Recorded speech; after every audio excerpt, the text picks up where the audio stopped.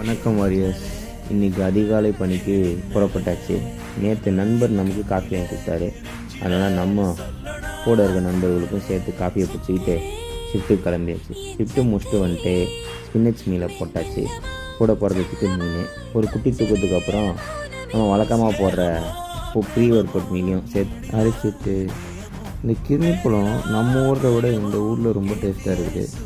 Enjoy பண்ணி சாப்பிட்டேன். முச்சக்கையோட நேராக இரும்பு கோயில் வந்தாச்சு.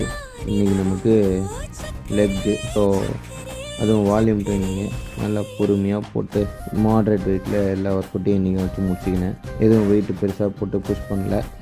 ஏன்னா நமக்கு மார்னிங் ஸ்லீப் கொஞ்சம் ரொம்பவே லேக்கில் இருக்குது. ஒரு 4 நாளாகவே தொடர்ந்து ஒரு 4 மணி நேரம் தான் தூங்கினிருக்கேன்.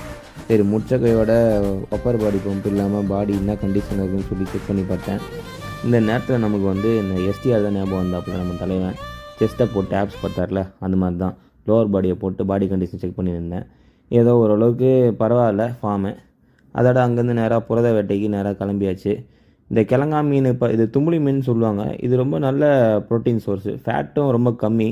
இதை நீங்கள் ட்ரை பண்ணுங்கள். அதோட அப்புறம் அந்த லேட்டஸ்ட்டாக நம்ம அனபாலிக் விண்டோன்னு சொல்லி நம்ம ப்ரோ ஒருத்தர் பேசியிருந்தாப்புல. சரி, நம்மளும் அந்த விண்டோ கொஞ்சம் திறந்து விடுவோன்னு சொல்லிட்டு வந்த கையோட ஒரு ப்ரோட்டீன் ஷேக், வாழைப்பழம், ஒரு ஸ்கூப் புரதப்பொடி எல்லாத்தையும் போட்டு மிக்சியில் அடித்து நல்லா ஒரு அடி அடித்தாச்சு. அதன் பிறகு இரவு உணவும் நல்லா பேஸாக முடிச்சிட்ட மக்களே.